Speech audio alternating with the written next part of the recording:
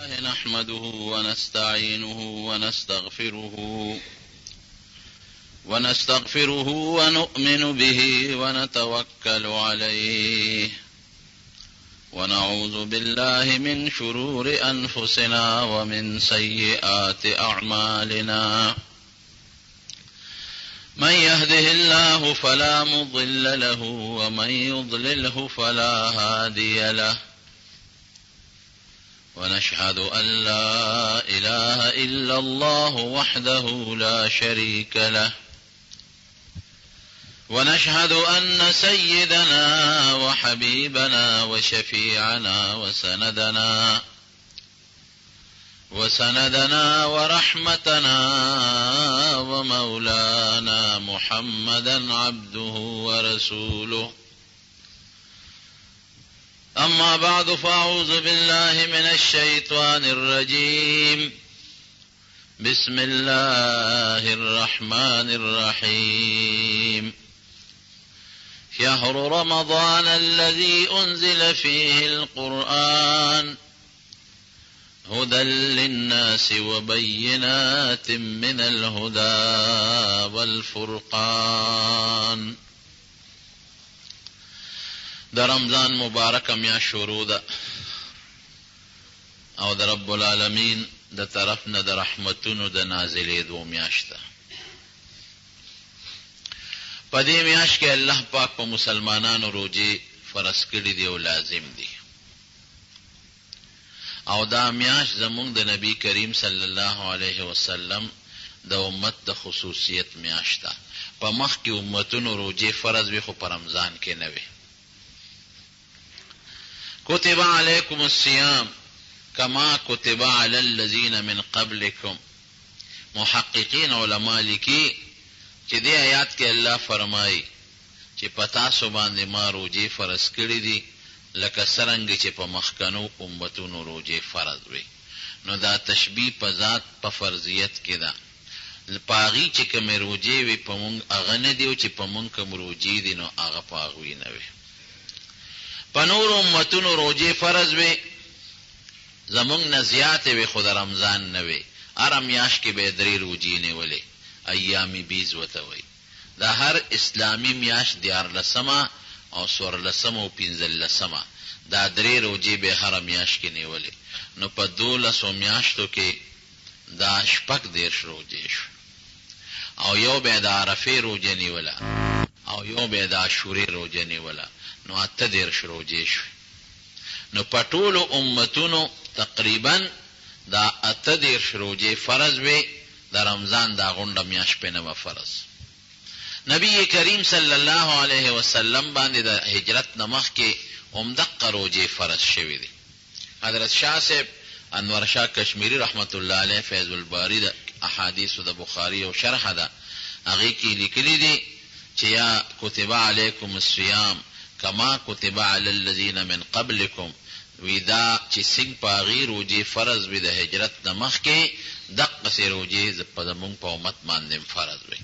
نبی علیہ السلام او صحابه دا به د میاشتې 3 روزې نیولې 14 14 15 او یو د عاشورې او یو د عرفې.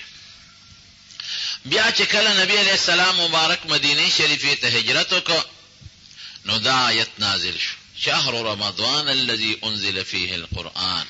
دا رمضان دا میاش هغه برکتی میاش ده چې په دې کې قرآن شریف نازل شوی دی. او ما تیر جمعه درته ویلو چې قرآن شریف د لوح محفوظ نه په دې لومبي اسمان کې یو کوټه د بیت العزت وته وي دا په رمضان کې نازل شوی دی. او ټول آسماني کتابونه دا په خپل پیغمبرانو د رمضان په میاش کې نازل دي. نو الله د قرآن شریف بیا صفتم کوي چې دا قرآن شریف د هدایت لوی زرچر چشمه ده او واضح د هدایت نمونې دی او نښې دي او دا قرآن شریف د حق او د باطل په منځ کې فرق راولي. نو بیا دا آیت نازل شو فمن شهد منکم الشهر فلیصمه چې څوک د رمضان په میاشت پراله نو دې خامخا روزه ونیسي.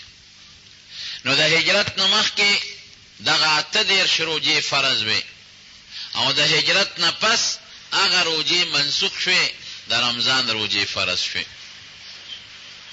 پړمبو ورځو کې دا روجې سختې وې اسانې نه وې چې څنګه به روجه ماته شوه ماښام او سړی به اوده شو نو روجه به شروع شوه. اوس خو زمونږ روجه پېشمني شروع کېږي نه چې به سړی که 10 بجې به اوده شو او که 11 به اوده شو او که 12 به اوده شو بس خوب سره به روجه شروع شو. دا سخته روجه. یو صحابي دی هغه دروازې په خپلو کجورو پټو کې خدمت کو. ماښام راغی نو ستړی ستومانه بیبي ته یې وې خوراک راوړه روټۍ راوړه. نو کور کې څه نو نو بیبي بار ووته ورېږه ویده دله د ډوډۍ د خوراک څکا غم کوم.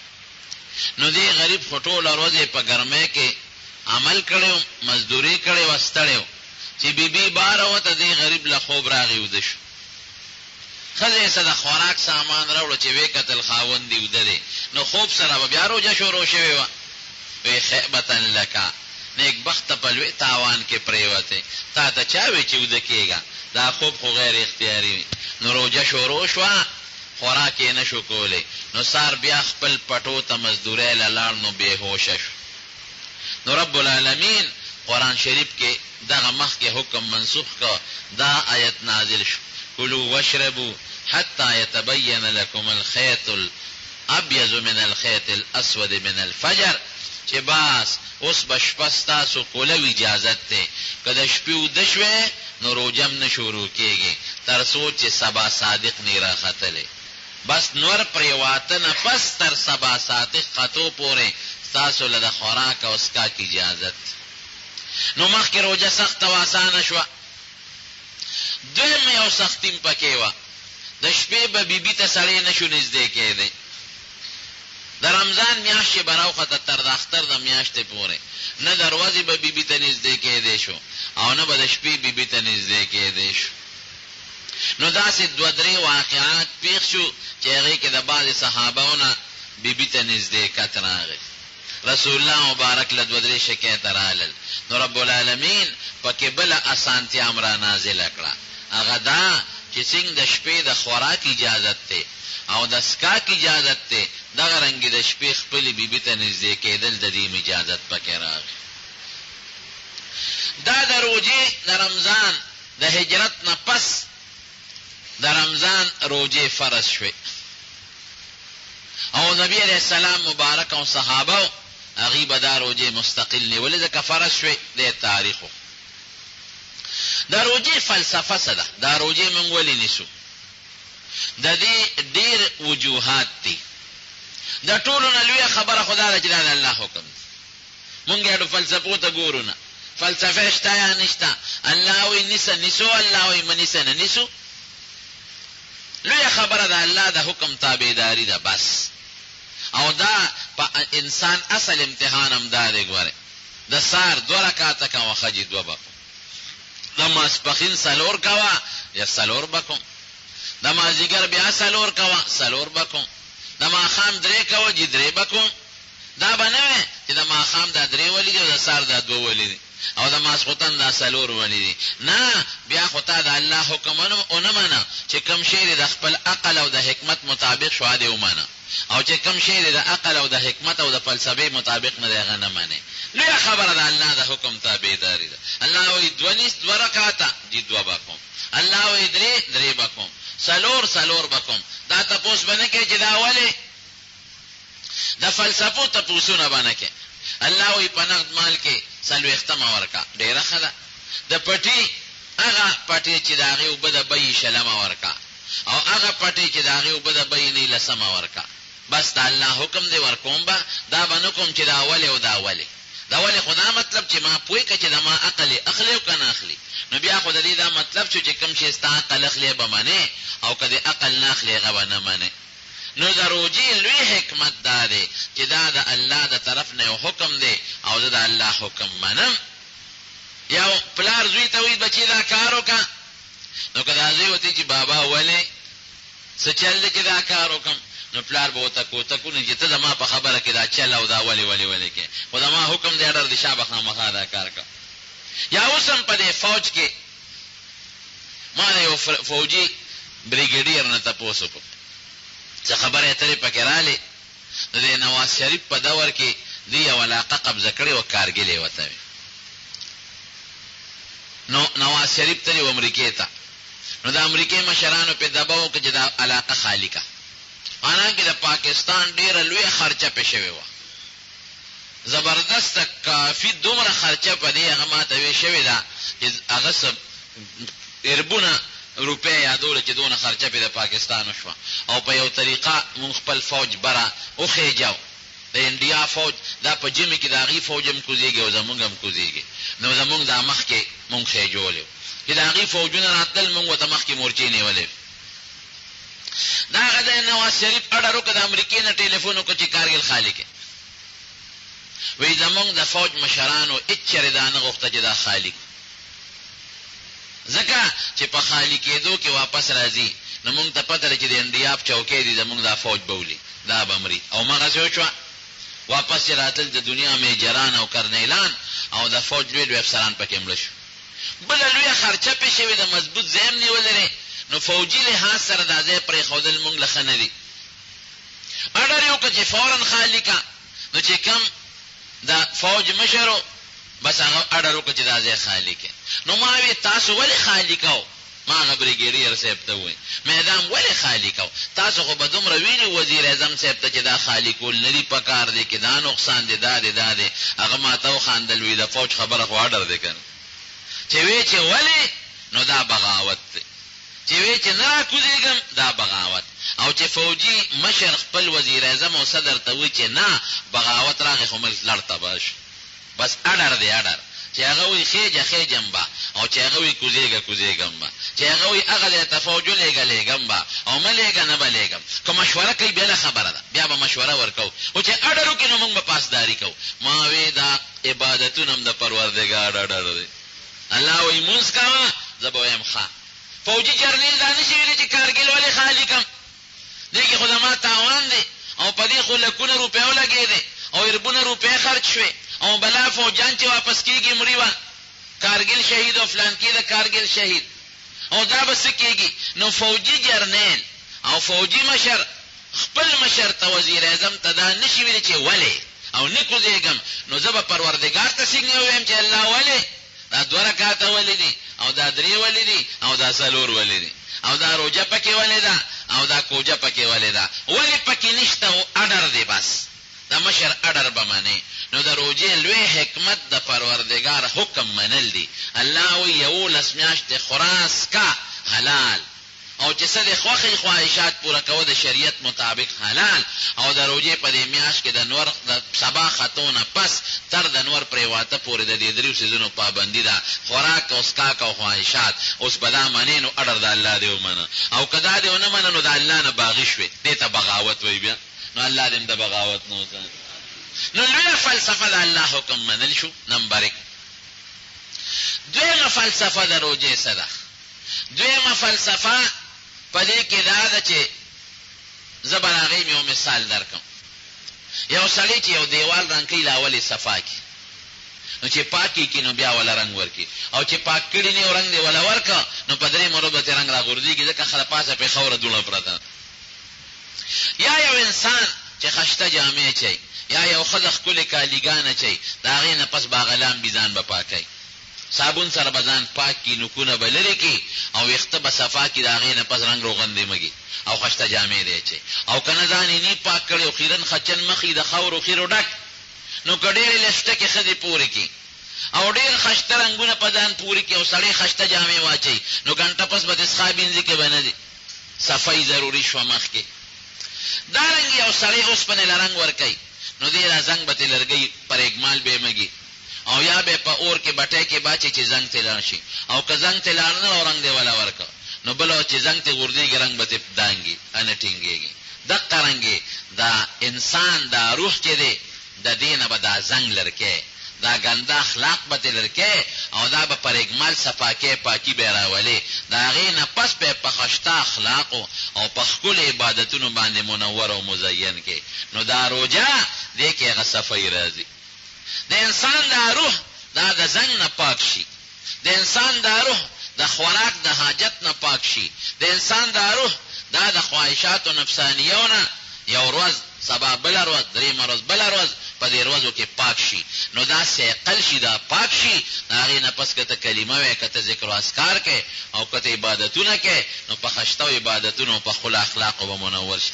زمیندار چې ځمکه کې کار کوي نو اول ځمکه پاکه کړي، اکثر چې پکې خس و قاشا کې اور پې ورته کړي چې دا صفا کړي، او که دا ځمکه یې پاکه کړې نه دی پکې کار کوي نو هغه فصل نه درغونېږي. دارنګې چې یو سړی باغوان باغ کوي نو اول ورته ځمکه هواره کړي، صفا کړي، نو بوټي پکې وکړي، او که دا ځمکه یې صفا کړي نو بوټي پکې وکړل ځنګل به. دقه رنګې د دې روجې او د دې منکراتو چې الله وایي شراب مسکه، منهیات ورته وایي، یا وایي زنا مه کوه، یا حرام نه ځان ساته دا مه کوه، یا په روژه کې خوراک مه کوه، اوبه مسکه، خواهشاتو نه ځان ساته. دې ته هغه تخلیه ځان پاکول دي، ځان صفا کول دي. نو چې زنګ نه ځان پاک کړي د خپل روح، نو د هغې نه پس به عبادت وکړي. او که د زنګ نه ځان پاک نه کوي عبادتونه کې، نو داسې شوه لکه زنګ شوي اوسپنې له چې بنده رنګ ورکوي. درېیمه فلسفه څه ده؟ خپل خواهش د الله د خواهش تابع کول. نبی کریم صلی الله علیه وسلم فرمای لا یؤمن احدکم حتی یکون هواه تبعا لما جئت به. وی هغې پورې به یو سړی کامل مسلمان نشي تر څو چې د خپل خواهش زما د هغې دین تابع نشي چې کوم ما راوړی دی. نو د خپل خواهش د الله د خواهش تابع کول. ګوره الله وایي وی خوراک مه کوه، زما خواهش خو غواړي چې زه وږیم په روژه کې دننه ډوډۍ وخورم، زما خواهش خو دا غواړي چې د تږیم او اوبه مې وڅښلې، او ډېر بدبخته ظالمان به داسې کوي روژه به خوري، د خپل خواهش اتباع به کوي، بانې لټوي بانې، او ډېر بدبخته به چې خپل خواهشات نفسانیه به پوره کوي. اوس زما خواهش څه وایي؟ ستا خواهش څه وایي؟ چې اوبه م څښه، تنده په ځان مه تېره کوه، او لږ هم په ځان مه تېروه، او ډوډۍ هم خوره، میوې هم خوره، او خواهشاتو نه هم ځان مه ساته، خواهشات هم پوره کوه. او د الله او د رسول خواهش څه وایي؟ هغې وی نه د سبا خطو نه تر د نور پرېواتو پورې به نه اوبس کې، دا خواهش به لاندې کې، اوبه به هم نه، ډوډۍ به هم نه خورې، خواهش به لاندې کې. او دقه رنګې د خپل نفساني خواهشات به مقابو کې. نو که خپل خواهش دې پوره که د الله مقابله شوه، او که د الله خواهش دې پوره که، نو لوی عبادت ترېنه بیا بل نشته. ابلیس دا شیطان، امام غزالی رحمت الله علیه لیکلی دی، وی د 80,000 کال عبادت کړی، 80,000 کال عبادت څخه خوله لري، او داسې عبادت یې کړی دی چې د ډېر عبادت د برکت نه دی په اسمانونو کې د فرشتو سره اوسېده، دومره عبادت یې کړی دی. یو ځل د دې ابلیس نه چا تپوس وکړ، د دې شیطانانو دا نیکو، وی ستا په خواب و خیال کې دا تېرېده چې زه به لعنتي کېږم او ذلیل کېږم به؟ وی نه، وی یو ځل مې ولیدل، یو ځای باندې مې لیکلي ولیدل چې په دې خلکو کې چې دا کم په اسمان کې اوسېږي دې کې به یو د الله د رحمت نه لرې کېږي او د خدای لعنت به پرې ورېږي. وی زما په ځان وهم و ګمان هم نه راته چې دا په ما دا حکم نازلېږي. وی مې چې سوال نه پیدا کېږي چې دا زه زه وګرځم، دا به بل څوک. وی چې ما باغې ته وکتل مې چې دا به څوک ظالم چې دی به د خدای د رحمت نه مایوس کېږي او د خدای لعنت به پرې راځي. وی زه څه خبر وم چې دا به زه جوړېږم. وی انسان سره مې د وخت نه ښه انسان سره یې د کوم وخت نه دشمني پیدا شوې وه. وی کله چې د ده تابوت الله جوړ کړ د دې انسان، نو وی زه لاړم ما کته چې دا وګورم چې الله دا کوم شی جوړ کړ چې ده کې به سي. وی چې ورلم کتل مې نو ما وله تنګړی ورکړه، نو وی دې دننه ډډ ټنګ ټنګ اواز یې وکړ، ډډو ډډ. وی ما وی چې دا شی نقصاني دی، هر ډډ شی چې وي نو هغه کې خامخا نقصاني. کومه میوه چې ډډی دا دننه څښئ، کم لرګی چې ډډي دننه څښئ. وی مې چې دا شی ډډ دی او ده کې به خامخا څه نقصاني. دې څنګه خدای خلیفه جوړی چې فرشتو سره مشوره کوله چې یو خلیفه جوړوم، نو دې به خلیفه جوړېږي، دا ډډ دا نقصاني، دې به د الله نایب جوړېږي. وی دغه وخت کې مې د انسان نه په زړه کې نفرت راغلی. بیا چې الله د آدم علیه السلام جوړ کړ او ده کې ساه واچوله په حضرت آدم علیه السلام کې، روح یې پکې واچو او دا روح یې پکې په جنت کې اچولی. نو فرشتو ته الله حکم وکړ دا شیطان پکې و د ابلیس اسجدوا لآدم دته سجده وکړي. نو ټولو فرشتو فورا د الله حکم ومنه او سجده وکړه او ابلیس سجده ونه کړه. نو چې فرشتو سر اوچت کړه او دته یې وکتل چې دې سپېره خو سجده ونه کړه، هغې خو پوه شوې چې هغه په عرش کوم لیکل شوي و چې یو کس به لعنتي کېږي هغه دا وخت. ځکه ټولو فرشتو د الله حکم ونه منه او د یو پکې ونه منه، هغه آیت چې کوم په عرش لیکلی شوی دی نو هغه دا سپېره دی. نو هغوی د شکریې د وجې نه دویمه سجده مو کړه. خوشحاله شو چې شکر دی خدایه چې داسې نه شو د دې سپېره په شان. دویمه سجده یې مو کړله د شکریې د وجې نه. دې وجې نه علما لیکي چې دا په یو رکعت کې 2 سجدې لازمې دي، رکوع یوه ده او سجدې دوه. دا ولې وایي دغه فلسفه ده چې فرشتو آدم علیه السلام په طرف 2 سجدې کړې، ولې دا سجده الله ته وه خو په طرف د آدم وه، لکه څنګه چې موږ سجده الله ته کوو په طرف د بیت الله کوو. نو ابلیس ته الله تپوس وکړه ما منعک ان تسجد لما خلقت بیدی، ما چې په خپل قدرت کم انسان پیدا کړ په خپل طاقت، نو تا دته سجده ولې ونه کړه؟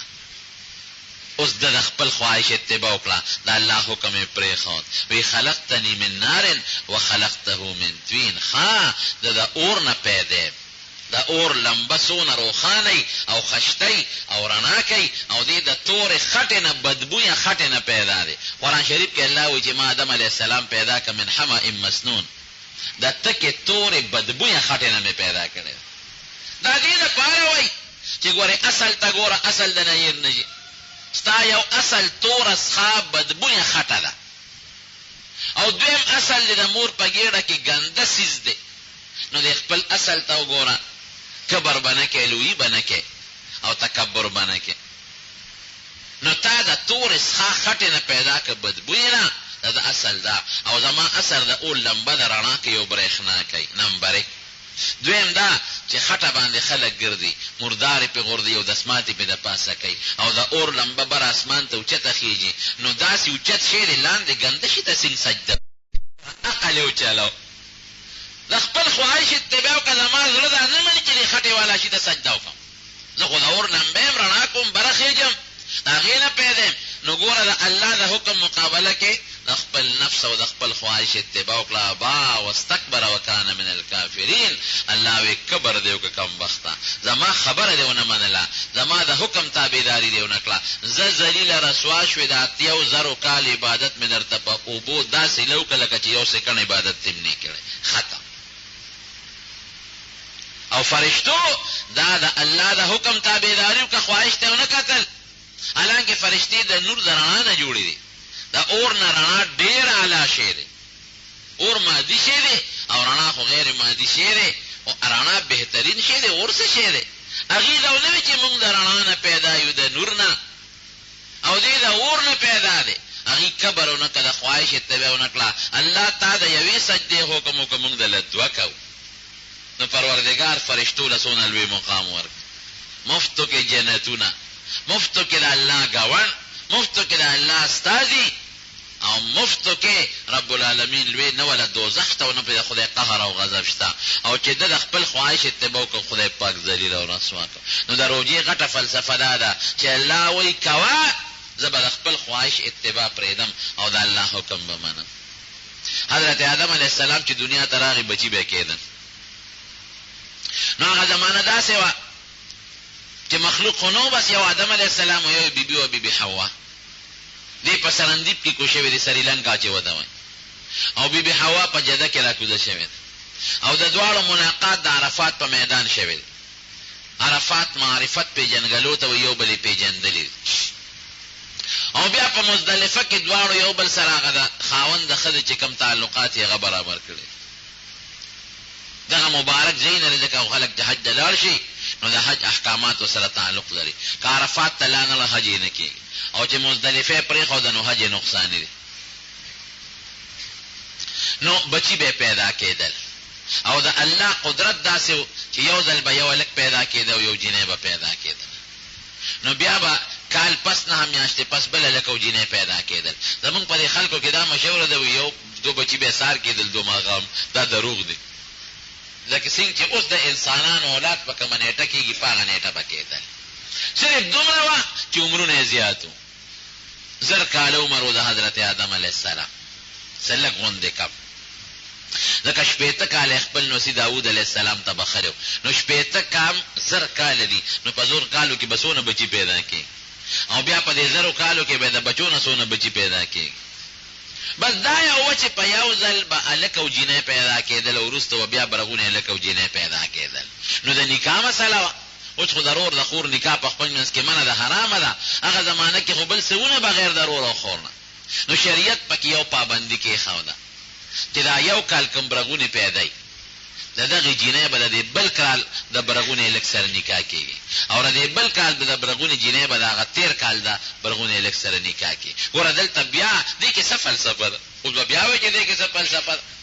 که کال مخکې کومه جینۍ ده هم خور ده، او چې دا سره پیدا ده ده هم خور ده، نو هغه کال مخکې جینۍ سره د 2 کلن هلک نکاح کېږي، او د هغه خپل پیدایشي برغونې ورسره نه کېږي. دا ولې؟ دا بیا خپل خواهش به پرېږدي او د الله خواهش به مني. الله وایي داسې کوه، او که ته نه زما خواهش خو داسې وایي، نو بیا دې خواهش ومنه او الله دې ونه منه. ګوره د انسان لوی عبادت دقه ده چې ته خپل خواهش او سوچ وروسته کړې او الله ومنې، بس غټ عبادت دقه ده. نور الله زمونږ په عبادت څه کوي؟ که مونږ دا ټول مخلوق دا داسې عبادت وکړو کوم عبادت چې فرشتې یا رسول الله مبارک کړی دی، نو د الله بادشاهۍ کې مونږ یو ویښته برابر زیاتې نه ګو راوځو. او که دا ټول مخلوق داسې د الله نافرمانه شي لکه ابلیس چې نافرمانه دی، نو د الله په خدایۍ کې د ویښته برابر کمې نه شي راوستی. زمونږ عبادت باندې نه د خدای لوی زیاتېږي او نه په پرېښودو لوی کمیږي. دې کې حکمت دا دی چې زما اډر منې او که اډر نه منې. ما درته وختي مثال درک. نو دا د الله یو اډر و حکم و. اتفاق ته ګوره د قابل سره چې کم خور پیدا شو هغه خشته و ښکلې و، او په بل کال کې چې بل رورې حابیل نومو هغه سره کومه خور پیدا شوه هغه هغسې ښکلې نه وه، بد شکله نه وه، خو هغسې نه وه لکه څنګه چې هغه مخکنۍ خورې. نو حضرت آدم علیه السلام چې دې څنګه لوی شو د نکاح قابل شو، نو هغه د شریعت د حکم متعلق د الله د حکم مطابق فیصله وکړه. قابل ته یې وې تا سره چې کومه برغونې خور ده دا به د بل لور حابیل ته په نکاح کړو، او حابیل سره چې کومه برغونې خور ده نو دا به تا ته په نکاح کړو. ګوره هغه خواهش وچلو، دا دویم خواهش دی. لومبي ابلیس وچلو، دویم نمبر په مخ د ځمکه دو چلو. د آدم علیه السلام د کوزېدو نه پس وی نه ور عقل وای وی دا زما خور سره زما مناسب د چې نکاح چې د کما سره برغونه پیدا ده، او حابیل پیچ او خپل خور پیچا چې چا سره کوم خور پیدا یې هغه سره دی نکاح کوي. آدم علیه السلام وی دا خو ستاره ده. الله سوی نه نه وی ته بابا د پرکه زر په پلار الزام ولګا، دا نه چې د خدای حکم نه منم، بابا دا حابیل د وخت دا هغه پرکه زما دا خور به په نکاح کوم خشته ده، او پیش خپل خور پیش. نو قانون بداو چې یو مسله به داسې پیښه شوه نو قرباني به وکړه، نو چې د چا قرباني به قبوله شوه هغه په حق او چې د چا قرباني به قبوله نه شوه هغه به په ناجایز او د قربانۍ طریقه به څه وه که چا به ګډه لال که قرباني به که نو ابه په یو غر باندې یا په یو موړه کې خاوت نو اور براغی که دا قربانی به قبوله و نو اور براغی دا بر اسمان نا اگر به غندو سوزو که چا با غلا قربانی خیرات کولا نا بیم پا یو مولا باندی پا یو لرزه که خوادا نو اور براغی نا غا به اسوزولا دا برده نخوا چه دا ما قربانی و صدقه قبوله شوا او که دا برنا با اور رانغی و دا غشی به اونسوزو دا برده دلیلو چه دا قربانی قبوله ندا.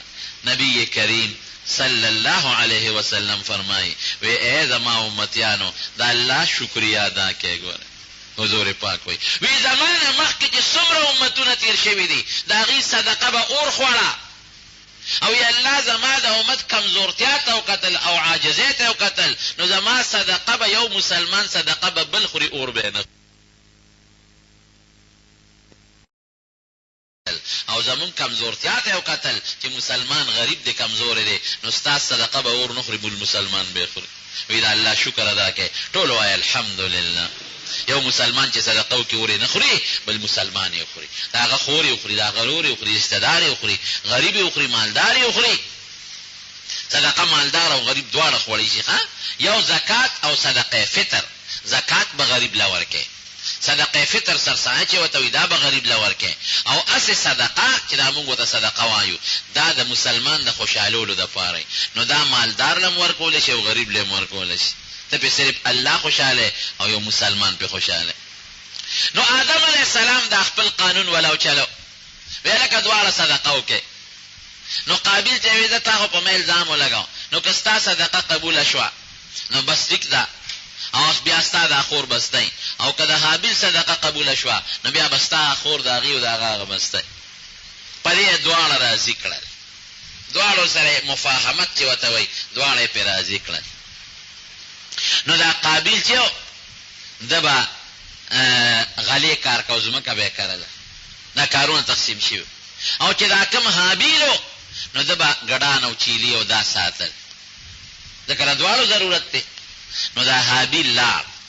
او د پخپلو ګډانو کې او اعلی خشتخ کله ګډ وکاته چې کوم مزیدار او هغه حلال کا او یو موړه او یو غرو هغه د پاسه کې خام او دا قابل دی لار پخپل غله کې سا غله وکاته چې کوم بیکار او هغه راوړو په یو غر د پاسه کې خام فیصله خو کړی و اور راغی د حابیل هغه ګډه اوس وځاو او دا قابل هغه غله او نسوځولا نو دا قانون مطابق آدم علیہ السلام ورته وی چې دا حابیل په حق دی ځکه دا هغه قربانی قبول شو غړې او نسوځاو او دا قابل دا په حق نه دی ځکه دا هغه قربانی قبول نشو دا هغه غله او نسوځولا فیصله پدې شو دا ګډ الله بیا چې قبول ک جنت ته ورسو او په جنت کې لوي ده او بیا چې ابراهیم علیہ السلام د اسماعیل علیہ السلام په ځای باندې کم ګډ حلال کړی دی نو علما لیکي هغه ګډ جبرئیل علیہ السلام راوړ او ابراهیم علیہ السلام ته مخه ته کې خو دا او هغه حلال نو به جګر مولوی سبوي وی دا هغه ګډ هغه وخت چې وړي هغه به دا تاسو کوم زمو حضرت مفتی محمد فرید صاحب رحمت الله تعالی علیه هغه نه چاته تاسو کو به جګر مولوی سبوي چې دا هغه ګډ وخت چې وړي وی هغه به جګر وړي ودی په موقع موجود وي مونږ خو نو یا نه تاسو کې دا وقوړه دي مونږ ته څه پته لري چا کوړه دي کتابونو لیکلي دي چې هغه د اسماعیل علیہ السلام او د ابراهیم علیہ السلام د ګډ وخت د مکه مکرمه فقرا او مساکین خوړه دي کوم فقیرانو او مسکینانو نو هغه وخت خوړه دي مولانا بي جګر صاحب هم غریب بیمار دی الله دې ول شفا ورکړي بهر کیف پتاو لګی چې قابل په حق نه دی او حابیل په حق دی اوس قابل په هر صورت د خپل خواهش اتباع کول غواړي حالانکه پکار دا اول دا و چې پلارم دی پیغمبرم دی آدم علیہ السلام چې دا خبره منله ځکه یوازې پلار نه دی پیغمبرم نمبر 1 دویمه خبره دا و چې کله قربانی د ضرور قبول شونه او ستا قبول نه شونه ته پناجه ده بیا هم د پلار خبره ومنه دمونه منله آدم علیہ السلام راغی بیت الله ته حج چې دا حج به وکم الله تبارک سوالکم دا بیت الله شریف ته چې سړی دي کنه نو نوې مقصد یا حج یا عمره دا یا طواف دا درې لوی مقصدونه دي چې سړی حج وکي یا عمره وکي ځکه حج هم بل ځای نه کیږي بغیر د بیت الله شریف او عمره هم بغیر د بیت الله شریف نه بل ځای نه کیږي او طواف هم بغیر د بیت الله نه بل ځای کې نه کیږي دا درې غټ مقصد دي او د دې درې غټو مقصدونو نه علاوه پکې نور واړه مقصدونه هم شته هغه بیت الله شریف ته نظر او قتل زموږ باباجي یو ځل چاته تاسو کو الته کې ویسه عبادت وکم هغه وته وی الته هغه عبادت وکړي چې پاکستان کې نه کیږي چې دلته کې عبادت کیږي او هغه دلته هم کول شي ټیک ته چې الته به قیمت زیاتی د دې د عبادت قیمت الته زیاتی خو الته هغه عبادت وکړي چې الته کیږي او دلته نه کیږي مثلا سړی د قرآن شریف تلاوت کوي نو دلته هم ثواب دی الته هم ټیک دلته به ثواب زیاتی منم 2 رکعات نفل کوي سړی دلته هم کوي الته هم کوي نو دلته به ثواب کمی الته به زیاتی او که الته تلاوتونو کې دلته کول شي کنه کله 2 رکعاتونو دلته کول شي کنه اوس طواف کې الته کېږي دلته نه کېږي کله کې دا پاتې او خو یې بیت الله یو 2 رکعات پاتې دلته به وکم یاره یو ختم می دوه کړل کدرې مم کړې وي دلته مېونو کې دلته به وکم لیکن دا چې طواف مېونو کې دلته به وکم کول شي نه عمره طواف حج او بیت الله شریف ته قتل بیت الله ته نظر کول دا امر عبادت دی رسول الله مبارک فرمایي وی روزانه په بیت الله شریف شپږ شل رحمتونه نازلېږي شپږ شل رحمتونه وی په دې شپږ شل رحمتونو کې کوم انسان چې طواف کوي شپېته پاغه نازلېږي، او چې کم سړی ورته مونځ کوي څلوېښت پاغه نازلېږي. مونځ چې ورته کوي مخامخ شپېته په طواف والا څلوېښت په مونځ، او چې اسې ورته ګوري نو شل رحمتونه پاغه نازلېږي. نو بیت الله ته نظر کول دا هم ګورې لوی عبادت دی. زمزم اوبو ته کتل دا هم عبادت دی چې سړی د زمزم اوبو ته ګوري، دا هم عبادت دی. د مور پلار مخ ته کتل دا هم عبادت دی، او د یو عالم سړي مخ ته کتل دا هم عبادت دی. دا څو څیزونه چې هغې ته کتل عبادت دی: مور پلار، عالم، د زمزم اوبه او بیت الله شریف. دې ته کتل عبادت دی. دارنګې د رسول الله مبارک مخ ته کتل دا هم عبادت دی. نو دا څو څیزونه هغې ته کتل عبادت دی. یو پکې بیت الله شریف دی. نو غټ مقصدونه عمره، طواف او حج دی، او واړه مقصدونه سړي د بیت الله د تلو چې سړی ورته نظر کوي ګوري ورته، یا سړی ورته نفل کوي مخامخ، او یا سړی هلته د الله نه سوال او دعا کوي. دا هم په مقاصدو کې یو مقصد دی. قرآن شریف کې الله دعا چې کوي دنیا و آخرت به دواړه غواړي. قرآن شریف کې الله تعالی فرمایي: منهم من يقول ربنا آتنا في الدنيا حسنة وما له في الآخرة من خلاق. باید سړی وایي ربنا آتنا في الدنيا وما له في الآخرة من خلاق. یا الله مال دنیا راکړي، یا الله مال دنیا راکړي. وې د دنیا وغوښته آخرت کې زمونږ شو. ومنهم من يقول ربنا آتنا في الدنيا حسنة وفي الآخرة حسنة وقنا عذاب النار. بعضې سړی وایي الله دنیا کې هم خوشحالي راکړي، ښکلی ژوند، او په آخرت کې هم خوشحالي راکړي، او د جهنم د اور نه مې الله آزاد کړي. چې دا درې دعاګانې کوي، هم دنیا غواړي، هم آخرت غواړي، هم د جهنم د اور نه آزادېدل غواړي. الله د دې خلکو صفتونه کړي. یو کال حج ته تلم، نو دا سوراب احمد اجي صاحب دي دا هم را سره. نو زمونږ سره یو ملګری دی، زمونږ د کلي یو ملګری دی. نو هماله راغی ما ته وایي چې مولوي صاحب یو ناشنا شی مې ولید. وی ملتزم کې دا ولاړم، او زمانه مخکې یو پنجابي دی بوډا. ملتزم یو قیمتي ځای دی. د دعا د قبلېدو د ملتزم نه بهترین ځای بل نشته. د اسمان لاندې او د ځمکې د پاسه د دې نه بهترین ځای بل نشته. د بیت الله مبارک د دروازې نه د حجر اسود پورې چې کوم ځای دی، الله دې مونږ تاسو بار بار بوتلی. نو وی ملتزم کې زمانه مخکې ولاړ دی بوډا بابا. وی زه په دې شاته ولاړ، نو هلته کې دا قانون خلک ځان له ځای ګوري، او چې بل سړی ولاړ نو خلک ولا شا ټپوي کې د دې خوا چې اوس ما ته ځای پرېږده. خو یو ځای ته چې دغه ځای ته سړی ورورسېږي بیا بل چا ته ځای نه لکېږي. نا بوډا لګیا دی په اردو کې لګیا دی: اے اللہ تو بڑا کریم ہے، بڑا مهربان، او دا الله صفتونه کوي، او جاړي جاړي جاړي. دا زما دا ملګری وایي ما وی چې یاره بس ودرېږه، دا دې چې کومه دعا کوي دا به خامخا قبلېږي، ځکه د الله صفت د دعا نه مخکې د الله صفت چې کوي نو به دې دعا بیا وروسته کوه نو قبلېږي. لګیاړي د الله صفت کوي، یو قدرت او یو نوم په جلا سر دی. چغې وایي ما چې که خیر دې دا دعا وکړي که نه نو خامخا د بخښنې دعا به کوي، نو دا پسې امین وی. بس ماله دا هم ډېره ده. وی چې دا ښه د الله صفتونه یې کړل، تو بڑا کریم مهربان، او بوډا سپین ګریم دی. نو بیا وایي په جړا کې: اے اللہ مجھے ایک نوجوان خوبصورت بیوی عطا فرما. وی ما وی چې په دې شاده لو دلته باندې بیت الله خوا کې راکېدم او ریګمان لیکم چې خدای دې بې خوباسه تا ته ګوره، خوبصورت ته ګوره، خپل شکل ته مو ګوره، څه غواړې خوبصورت او نوجوان، د اتیاو کالو نوجوان خوبصورت بیوی غواړې. خوارشه که جنت ته دې غوښتې وي دې ځای کې یې درکودونه دې ورته وجړل چې بل دې څه غوښتې وي دلته کې. نو بعضې خلک ورې صرف دقه د دنیا دعاګانې کوي، نو د ښځه غواړي او مال غواړي او دولت غواړي. داسې به نه کوې. دنیا ټیک ده، وایه قرآن شریف کې الله وایي دنیا هم غواړه آخرت هم غواړه. دنیا کې ستا ژوند دی. نبي علیه السلام مبارک به فرمایل: یا الله وایي دنیا کې زما ژوند دی دا هم راله ښه که، او آخرت ته مې تلل دی الله هغه هم راله ښه که. یا الله دنیا راله ښه که، احسن ما د دنیا ښه که التي هغه دنیا فیها عیشي چې په هغې کې زما ژوند دی. نو چې ژوند دی په کوم شي کې د هغې ښه والی به غواړې.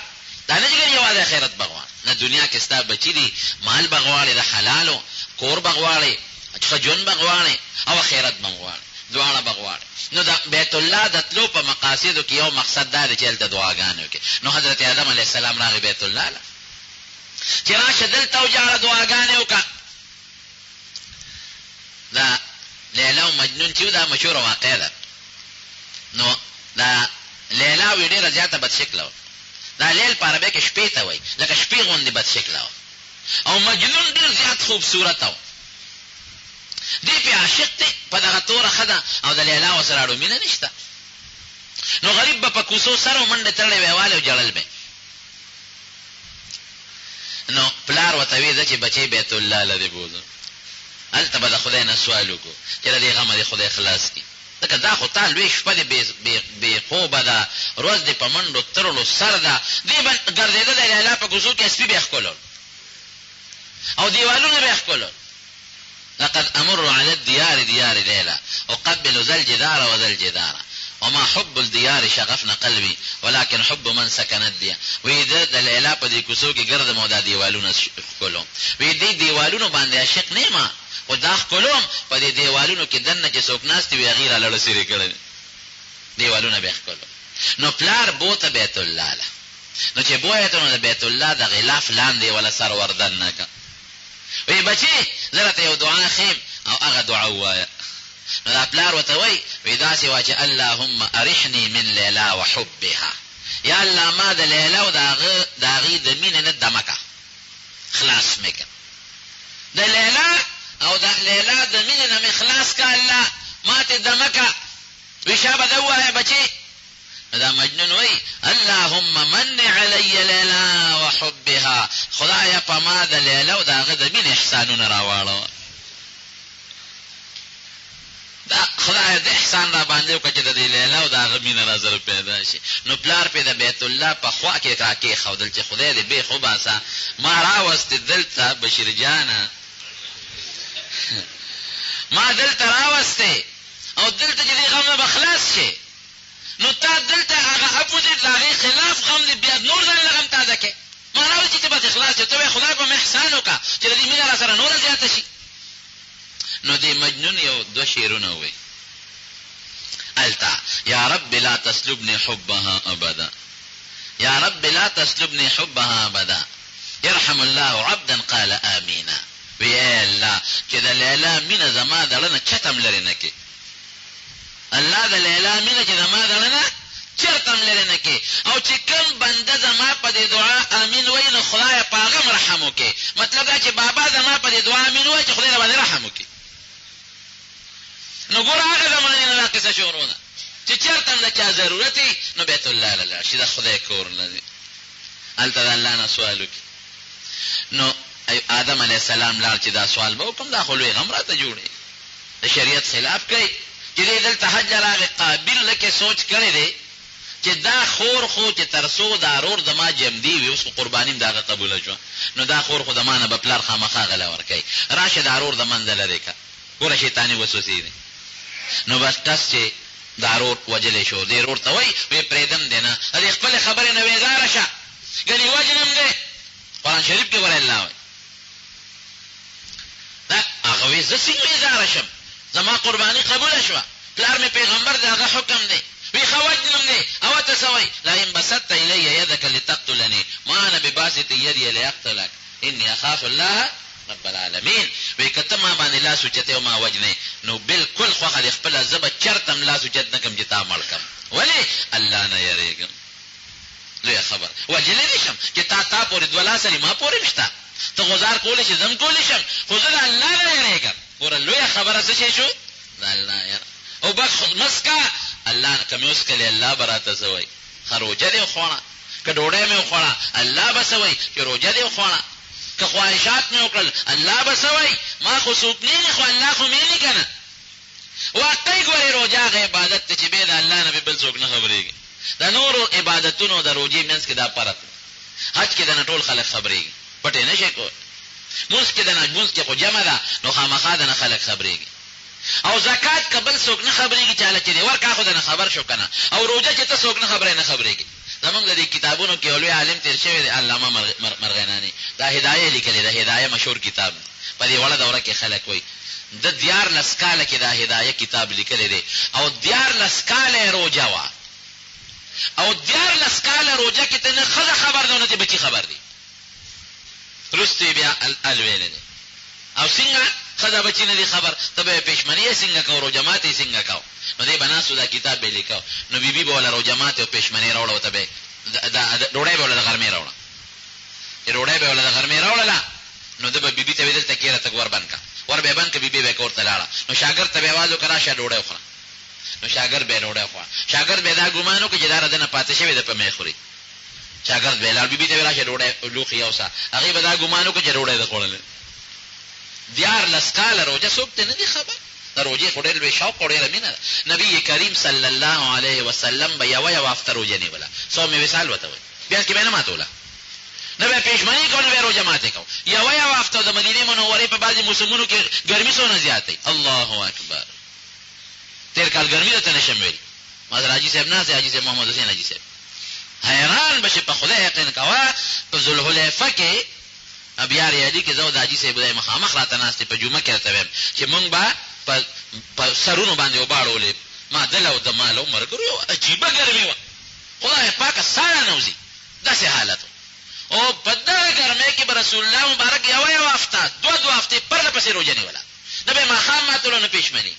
صحابه ورته ویې صاحب موږ هم صوم وصال کوو. وی تاسو زما په شان نه یې.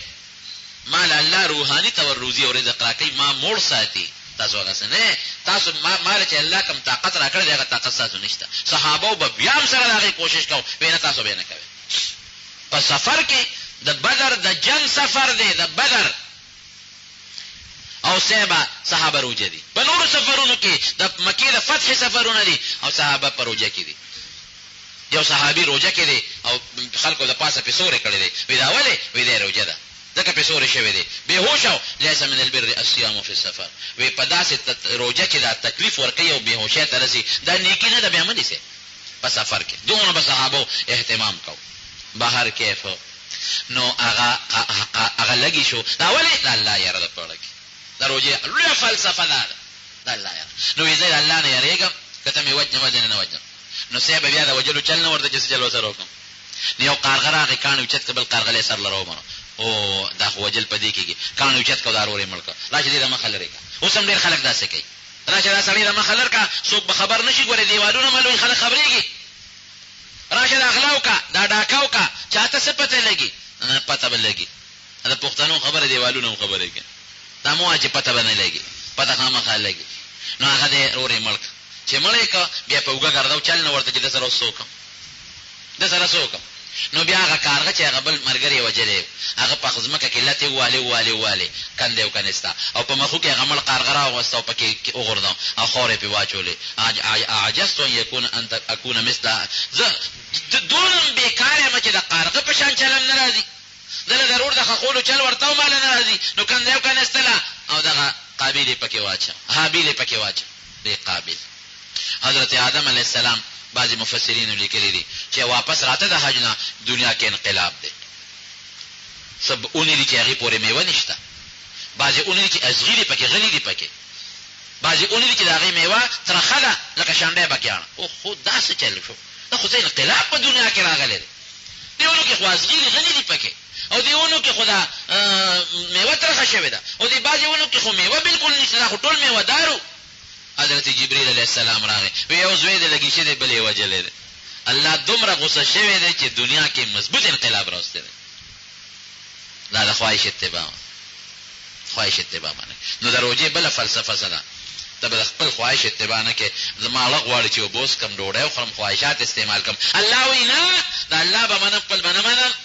لا یؤمن احدکم حتی یکون هواه طبعا لما جئت به. مسلمان باندې چې خپل خواهش د الله د حکم تابع کړي. او دا څو روژه ده سړیه، بیماران یې نیسي. ډېر خلک ما ته ټلیفونونه کوي، مسلو ته پوښتنه کوي. قسم دې داسې کسان دي، ته هم خیر دی، تا ستا دا بیماري داسې ده چې روژه مه نیسه. یاره جي ویړه مې نه غواړي چې ویې نه نیسم. ډېر خلک دي الحمدلله نیسي، بیماران یې نیسي. او ډېر به داسې مې بدبخته کمبخته بېغیرته به ورته زه ووایم، بېغیرته به داسې وي چې هغې به ښه غټ کټ به یو روژې به هم نه نیسي. دا غټه بېغیرتي ده. نو دی بله فلسفه شو. بله فلسفه څه ده؟ تخلقوا باخلاق الله. وی د الله خوی ځان کې پیدا کې.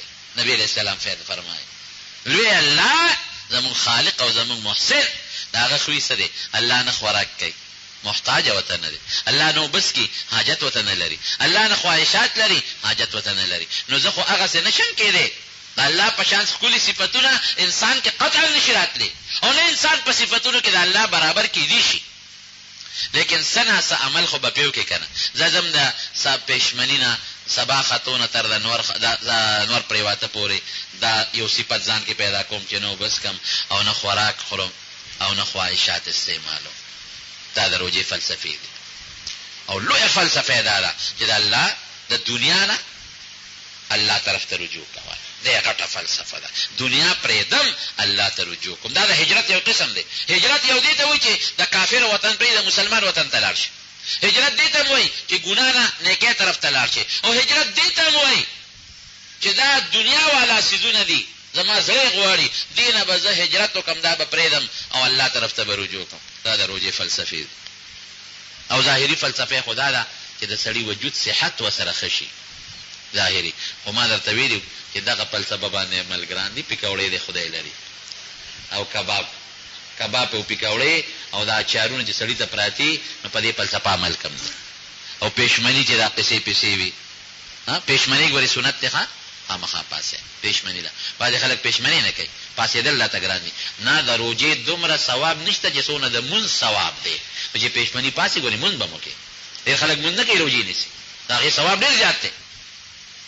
نیت کوئ نیت نه بغیر روزه نه صحیح کېږي. خو زمونږ دا پېشمنی ګورې نیت دی نیت د خولې ضروري نه دی د زړه نیت دی. بس دا چې ته پېشمنی کې دا نیت دی ستا که نه چې زه روزه نیسم. پېشمنی خو وي د روزې دپاره نو چې صرف زړه کې دې تېره شوه چې زه به نن روزه نیسم یا سبا به زه روزه نیسم بس دا هم نیت دی. بس دا د زړه نیت کافي دی. که په خولې وی که پېشمني نه مخکې وی سبا به روزه نیسم او که د پېشمني نه پسې وی نن به روزه نیسم. بس دا ستا نیت شو خبره خلاصه شوه. او بعضې تپوسونه رانه بعضې خلک کوي مختصرا به درته ووایم وخت مې زیات واخېسته. دا دي چې کومه زنانه ده او د هغې په ګېډه باندې اولاد دی. دا ځکه وایم چې بعضې تپوسونه کوي نو که هغه په روژه نیولو هغې زنانه ته تکلیف زیاتېږي یا هغه ماشوم ته تکلیف پېښېږي نو دا دې ته اجازت دی چې روژه نه نیسي. خو بیا به قضا په فدیه کار نه کېږي د دې روژې به بیا دا قضا نیسي. دارنګې کومه زنانه چې ماشوم له پی ورکوي او که په روجو باندې هغه ماشوم ته پی خرابېږي نقصان رسېږي اگر چې نن سبا د پیو متبادل ده نور پیونه هم خلک استعمالوي. خو بهر کې که نور پیونه ولا ضرر رسوي او د مور پی ورته نه کېږي او ماشوم ته تکلیف وي نو دې له اجازه شته که روژه نه نیسي نه دې نیسي. خو په فدیه کار نه کېږي دا به بیا وروستو هغه روژې نیسي. ځوان زلمی انسان که د بیمارۍ د وجې نه روژه ونه نیسي د ده په فدیه کار نه کېږي دی به خامخا بیا د روژې قضا کوي. او که په قضا قدرت رانغی نو غاړه خلاصه ده. او بوډا سړی که د بوډاوالي د وجې نه روژه نشي نیولی فدیه به هغه ورکوي. دا فدیه په ځوان سړي ځوانې ښځې نشته دا په بوډا سړي په بوډۍ ښځه باندې ده هغې به فدیه ورکوي. بل د دې الټو متعلق خلک تپوس کوي چې په الټو روژه ماتېږي که نه ماتېږي. اکثر زنانو ته را مسلې د الټو زیاتې پېښېږي. هغه الټی چې قصدن یې سړي وکړي او په ډکه خولې وکړي په هغې روژه خرابېږي ماتېږي. او چې کومې الټی بې اختیاره راځي بې اختیاره په قصدن یې نه کوي بې اختیاره راځي په هغې روژه نه خرابېږي. یا کومې الټی څوک قصدن وکړي او په ډکه خولې نه یې لږې وي په هغې روژه نه خرابېږي. بس په دې یو صورت کې ګورې اختلاف د علماو پکې شته خو دا راجح قول درته مه ووایي چې کومې قصدن وکړي او په ډکه خوله یې وکړي په دې روژه ماتېږي او چې داسې نه روژه نه ماتېږي. نو که دا کومې غیر اختیاري الټی کومې زنانه له یا نارینه له راشي د بیمارۍ د وجې نه په دې روژه نه خرابېږي روژه پرې نه ماتېږي. البته که دا الټی د خولې له رالې او واپس یې تېرې کړلې بیا پرې روژه خرابېږي. یا دا شنې اوبه خولې له رالې او توی یې کړې خو اسم نشته خو که دی واپس تېرې کړې نو بیا روژه خرابېږي روژه ماتېږي. د شي په سکلو روژه ماتېږي که نه باید زنانې خاوند یې سخت طبیعت وي خامخا مالګه زیاته کمه نو علما لیکي چې سکه مکروهه ده اگر چې وي توکي. لیکن که د یو ښځې خاوند غوسناک دی او که دا سکه نه کوي او په کرکاری کې مالګه مرچکې زیات کم شي جګړه ورته جوړېږي نو د ضرورت په بنیاد بیا هغه سکه کولی شي خو توکي به یې تېروي به نه. او که خاوند یې غوسناک نه دی سکه به نه کوي سکه ښه خبره نه ده. نو دا سیزون لوګي که غیر اختیاري تیر شو په دې روژه نه خرابېږي.